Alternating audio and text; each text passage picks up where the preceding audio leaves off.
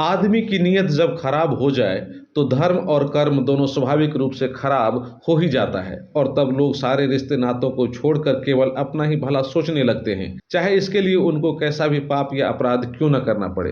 धमधा थाना क्षेत्र के कालीबाग तरोनी का यह मामला जब आप जानेंगे तो आप भी स्वाभाविक रूप से यही कहेंगे कि किसी भी व्यक्ति को अपनी नीयत इस स्तर तक खराब नहीं करनी चाहिए। यही वजह है कि जानने वाले गलत करने वालों के कर्मों पर थूक फेंकने को मजबूर हो रहे हैं। मामला जमीनी विवाद से जुड़ा हुआ है और कालीबाड़ी तरोनी निवासी मोहम्मद जावेद आलम बताते हैं कि उनकी पुश्तैनी जमीन में से 20 बीघा जमीन इकलौती फुआ को दे दिया गया और 20 बीघा जमीन उसके पिताजी के पास रहा, किंतु फुआ के पुत्रों के द्वारा अब उसकी जमीन पर दावेदारी ठोकी जा रही है क्योंकि फुआ को लिखित रूप में जमीन दी गई थी और शेष जमीन उसके पिताजी के नाम पर यूं ही छोड़ दिया गया था और वर्तमान में फुआ के बेटों ने अपनी सारी जमीन बेच ली है और नीयत खराब करते हुए बची हुई उनकी जमीन में हिस्सा लेना चाह रहा है। इस मामले में आलम यह है कि खेत में लगी हुई फसल को सभी अपना अपना बता रहे हैं ताकि उसकी दावेदारी मजबूत हो सके।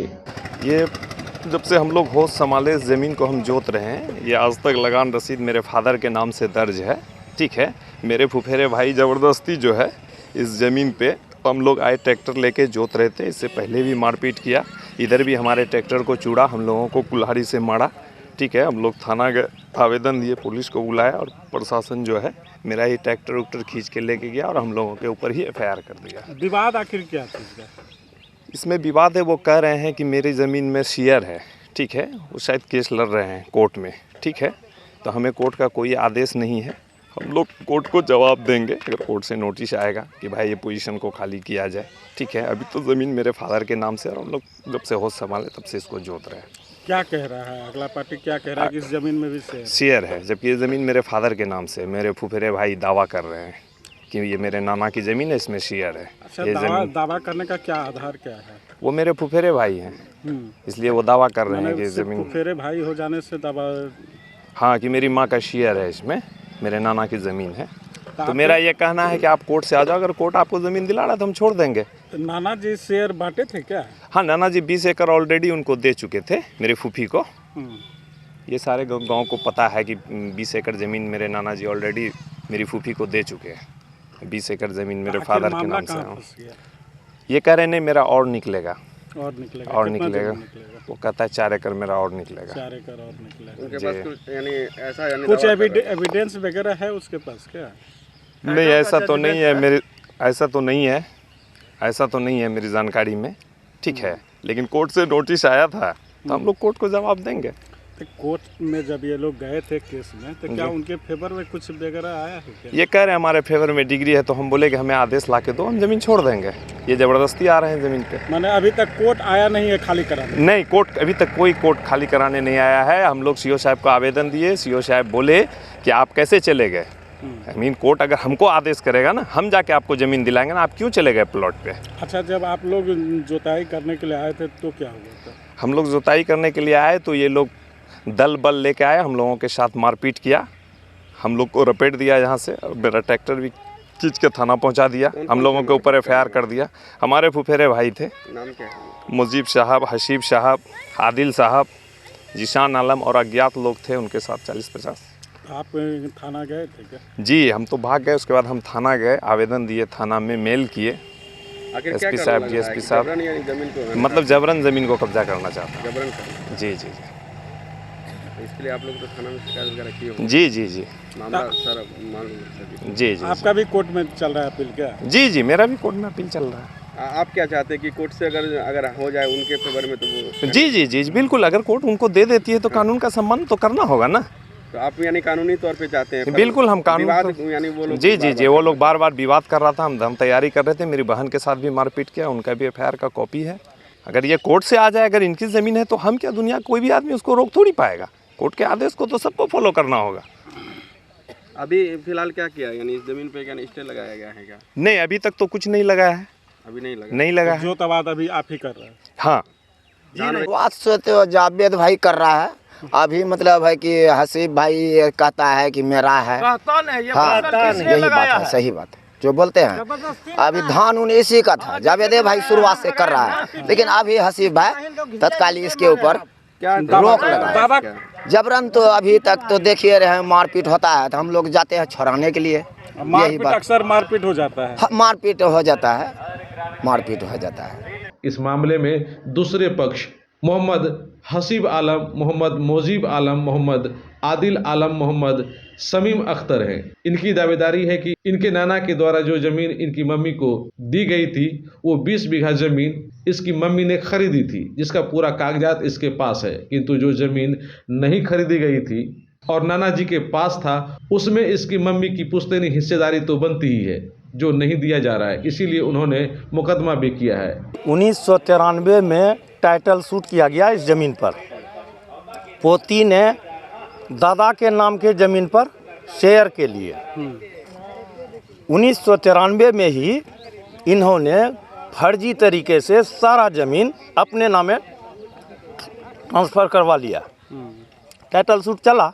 सन 2000 में टाइटल सूट का फाइनल डिग्री मेरे पास आया।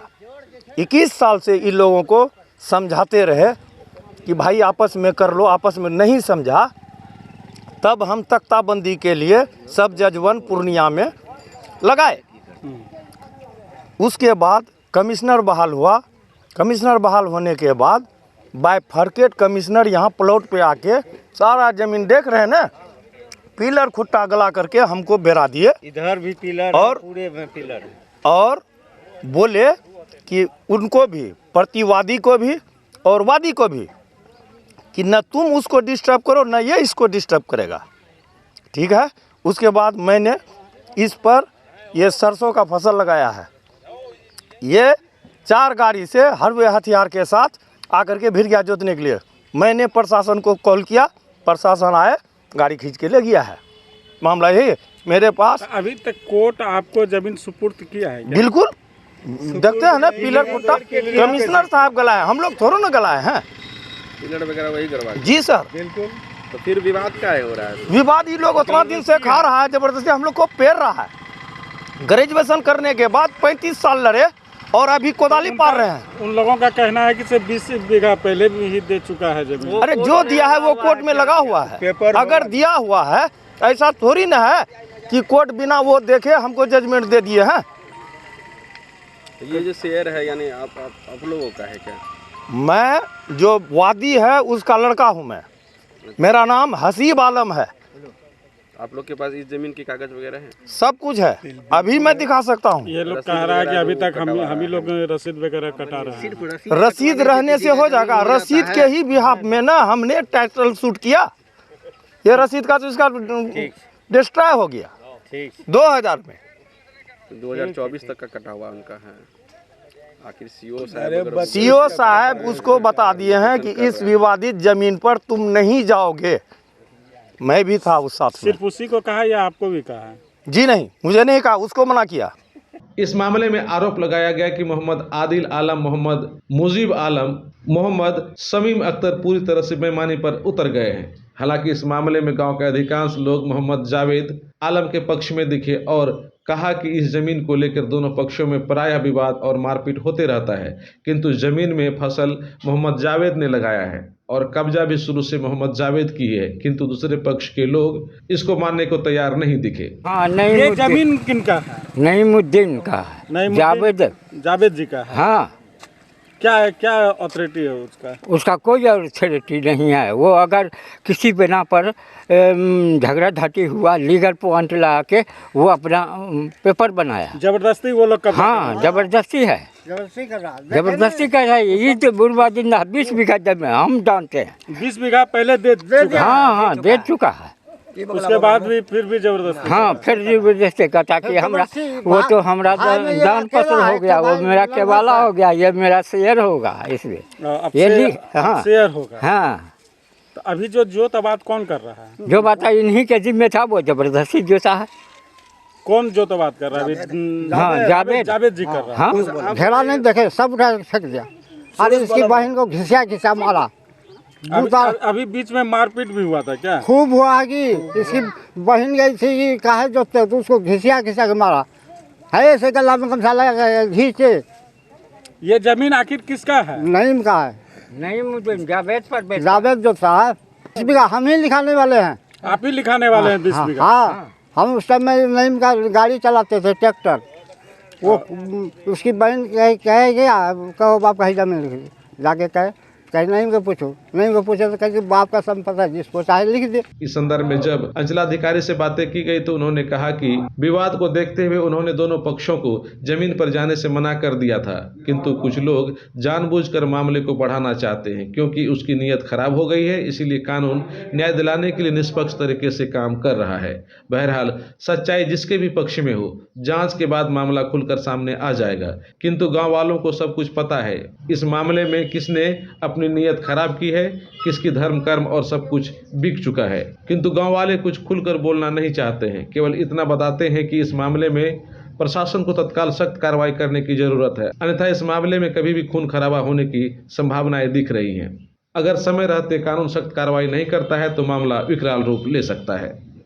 अगर आप अपने बच्चों की हकलाहट, तुतलाहट या मूक बधिरता को लेकर चिंतित हैं या बढ़ती उम्र के साथ बहरेपन की समस्या से परेशान, तो चिंता छोड़िए, क्योंकि अब पूर्णिया में आ गया है इन सब का समाधान। Nirala speech and hearing clinic, audiology, speech therapy, occupational therapy के साथ साथ विश्व स्तरीय best digital hearing aid with rechargeable and Bluetooth facility. तो आज ही मिलें बहरापन गूंगापन रोग विशेषज्ञ डॉक्टर अमरकांत निराला से। Nirala speech and hearing clinic, Panchvati complex, Bihar talkies road, line Bazar, Purnia. Mobile 7258814055 और 9934234303।